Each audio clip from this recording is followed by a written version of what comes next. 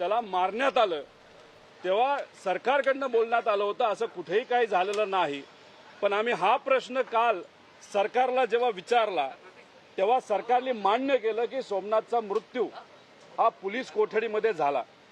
त्याच्याच बरोबर सरकारने हे सुद्धा त्या ठिकाणी सांगितलेलं आहे की या विषयाच्या बाबतीत आम्ही एक सेवानिवृत्त न्यायाधीश माननीय VL अचलिया यांच्या अध्यक्षतेखाली समिती गठीत केलेली आहे, पण या समितीने काय केलं हे अजूनपर्यंत त्यांनी सांगितलेलं नाही।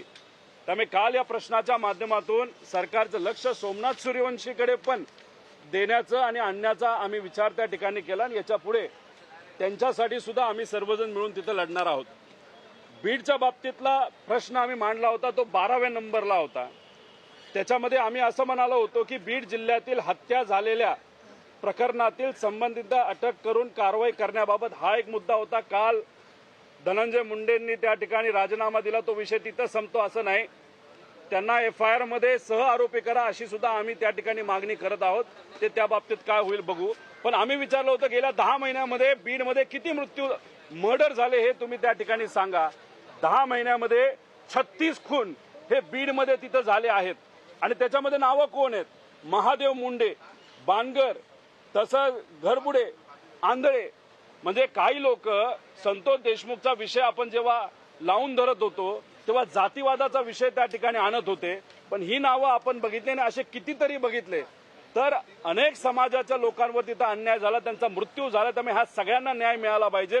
त्याच्यामध्ये खोलात जाऊन याच्यावर कुठेतरी डिटेलमध्ये जाऊन इन्व्हेस्टिगेशन झालं पाहिजे असं आमचं मत आहे। आणि त्यावेळेस आम्ही बोललो होतो की हा वाल्मिक कराड पोलिसांना फोन करायचा की याला शस्त्र परवाना द्या, त्याला शस्त्र परवाना द्या, तेव्हा तिथं असणाऱ्या सरकारने आम्हाला सांगितलं होतं की हे काही हवेत बोलत आहेत। 206 लोकांना त्या ठिकाणी शस्त्र परवाने दिले होते फक्त फोनवर। मग आम्ही जेव्हा हा प्रश्न तिथं विचारला तेव्हा सरकार म्हणते त्यातले 109 का 10 लोकांचे शस्त्र परवाने आम्ही कॅन्सल केले। म्हणजे आम्ही मुद्दे मांडत असताना खरे मुद्दे त्या ठिकाणी मांडत होतो, पण सरकार फक्त दिशाभूल करण्याचा प्रयत्न तिथं करत होते। त्यामुळे संतोष देशमुखांना न्याय देत असताना या लोकांना जिथं त्या ठिकाणी मर्डर झालाय त्यांना सुद्धा त्या ठिकाणी न्याय देण्याची जरूरत आहे। त्याच्याच बरोबर हा जो वाल्मिक कराड आहे त्याच्या विरोधात अनेक लोकांना आवाज उठवायचा आहे। त्यामुळे बीडच्या लोकांना मी विनंती करेल की आता कुणीही तिथं घाबरू नये। महिलांना अत्याचार झाला असेल, मर्डर झाला असेल, हाणामारी झाली असेल, जर वाल्मिक कराडच्या विरोधात तुम्हाला त्या ठिकाणी पुढाकार घ्यायचा असेल तर तुम्ही घ्या। अख्खा महाराष्ट्र हा तुमच्या बरोबर आहे, या ठिकाणी आम्ही सर्वजण सांगतो। त्यानंतर रायगड रेप बद्दल आम्ही विषय सरकारला विचारला होता, ज्याच्यामध्ये एका तरुणीवर बलात्कार झाला, दुर्दैवाने तिचा त्या ठिकाणी खून सुद्धा झाला होता। आम्ही प्रश्न विचारला होता की त्या बाबतीत काय सरकारला म्हणायचं आहे आणि आम्ही हेही विचारलं होतं की तिचा बलात्कार झाला होता आणि मर्डर झाला होता का। तर दुर्दैवाने असंवेदनशील गृह मंत्रालयाच्या माध्यमातून आम्हाला जे उत्तर आलं हे अंशतः खरे आहे। म्हणजे आम्हाला कळत नाही की त्या मुलीवर रेप झाला, तिचा मर्डर झाला, याच्यामध्ये अंशतः काय, म्हणजे सरकार महिलांच्या बाबतीत किती संवेदनशील आहे हे या ठिकाणी या माध्यमातून कळतं। गेल्या काही दिवसांमध्ये सुद्धा गडचिरोलीला रेप झाला, पुण्यामध्ये रेप झाला, पण त्याच्या बाबतीत अजून सरकारने कुठेही त्या ठिकाणी ठोस पावलं घेतलेली आपल्या सगळ्यांना दिसत नाही।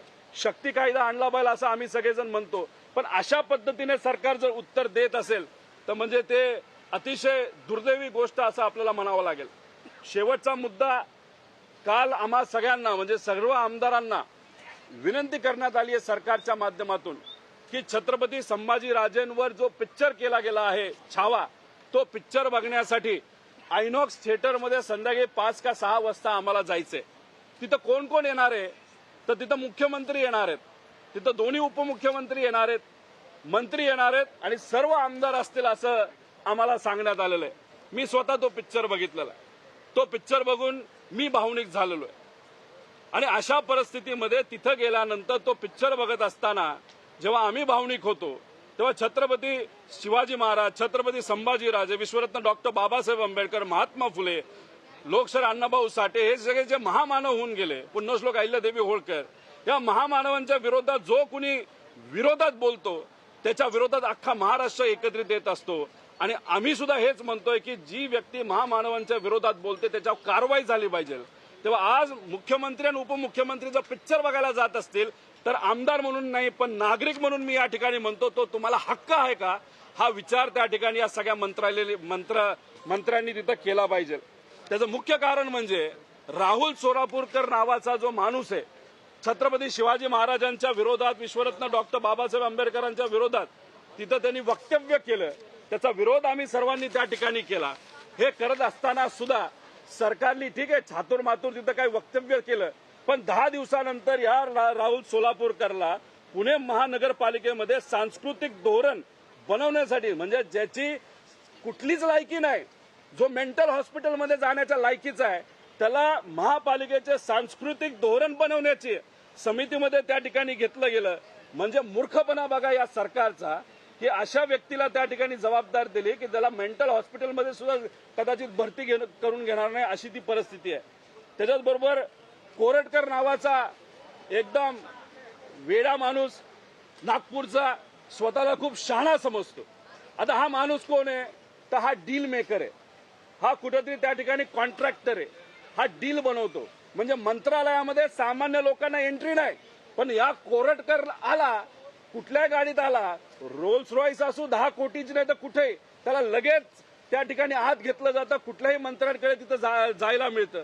कोरटकर कोण तर महागड्या जाहिराती करणारा, म्हणजे असं म्हणलं जातं मुख्यमंत्री साहेबांचा एकदम खासम खास लहानपणीपासूनचा मित्र।